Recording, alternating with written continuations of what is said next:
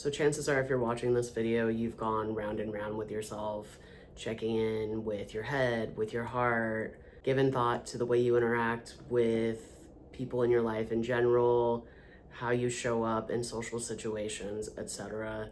And you've realized that you're trans. Congratulations for getting here. It's a really big step. It's important in your life.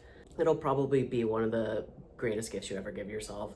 Like, for me, I would say definitely within top 2 best life decisions, and probably number 1, to be honest. Good news is there's no wrong or right time to come out as trans. Everybody does it at the time that's appropriate for them.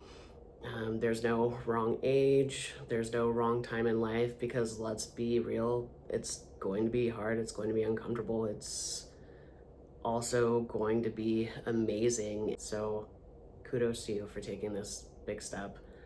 You're probably considering how you're going to tell your friends and family. Again, there's no wrong or right way to do that. Just do what feels good for you.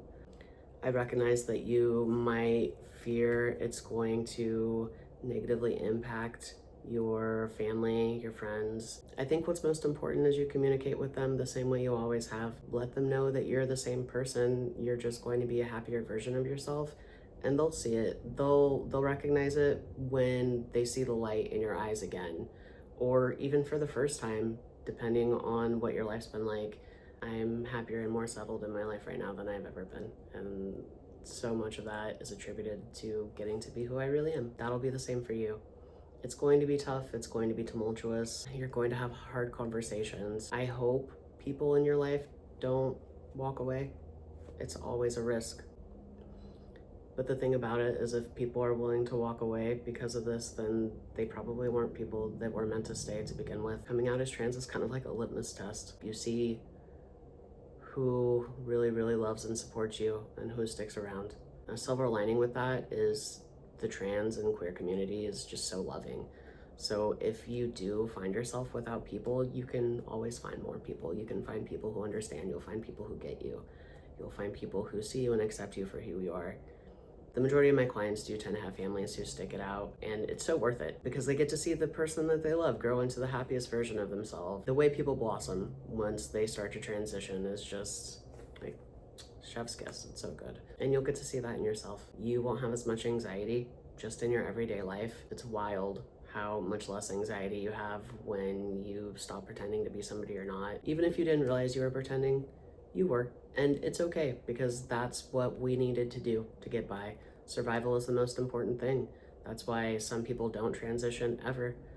And that's why some people transition when they're retired, because maybe they had careers that didn't allow it and they had the pressure of being the breadwinner for their family. They just didn't see it as a realistic possibility. And I hope that isn't the situation with you. But if it is, I'm happy you are where you are now.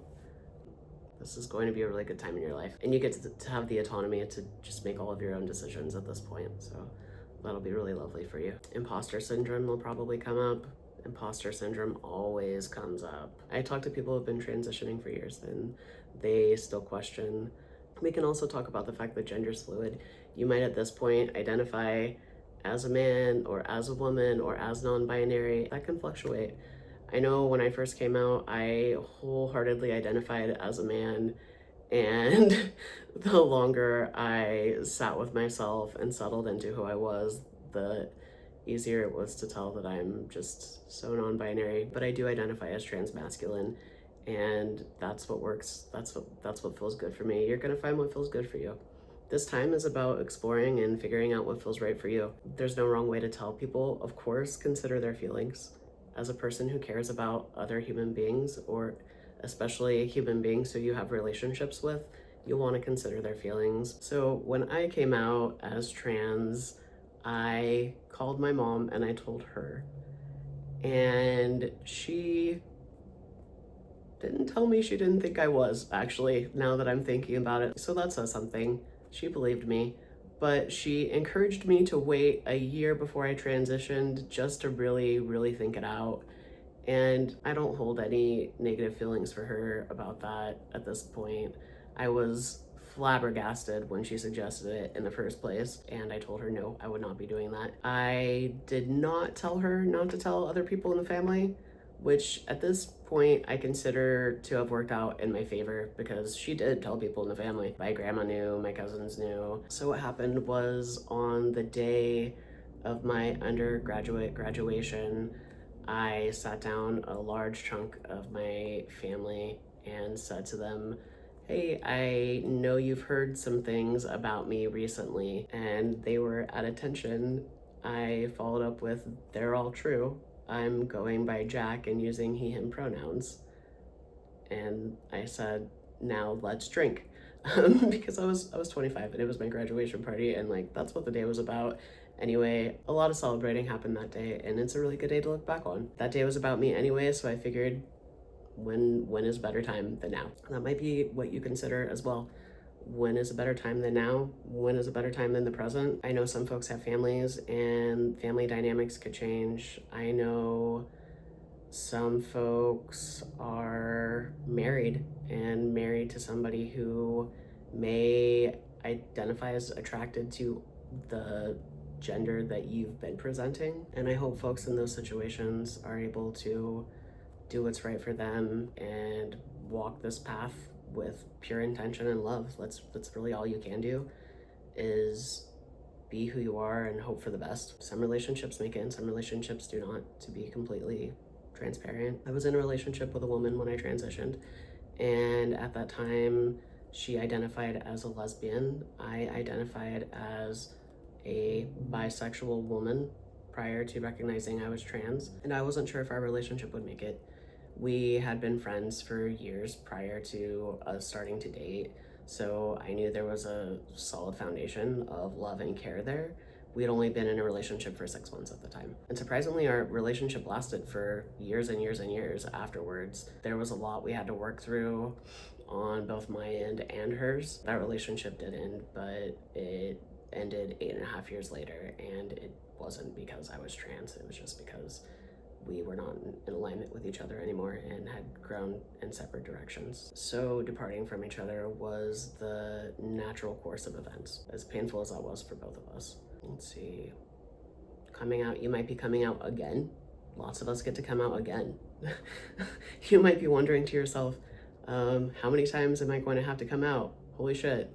I think by the time I came out as trans, I had come out 2 other times. I came out so many times actually. I'm rambling and it's time for me to get to a client session. So I'm going to put this on pause, but I will come back. I think it's important to wrap up with the information and the reminder that sharing your gender identity isn't something you owe to anybody. Your safety is what's most important. So if you're in a situation at work, at home, somewhere else in your life where it just isn't safe to come out, it's okay to wait.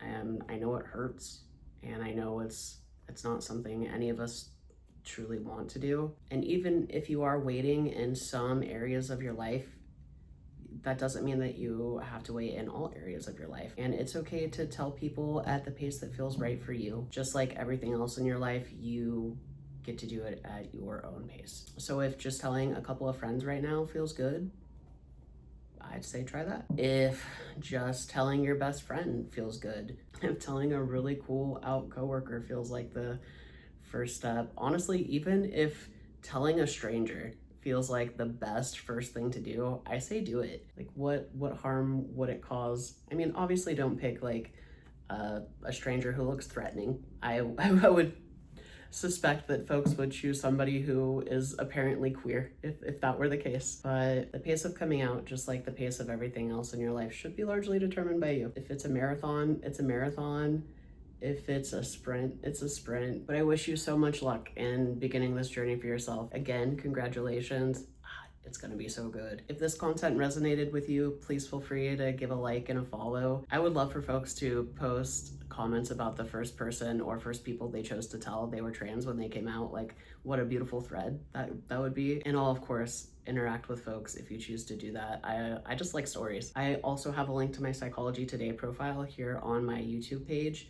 I am actively a therapist and I see folks in California. So if you're looking, I might have space. There's also a link to my TikTok account, and that of course is shorts, but very relevant content. I think that's it for today. Take care of yourselves.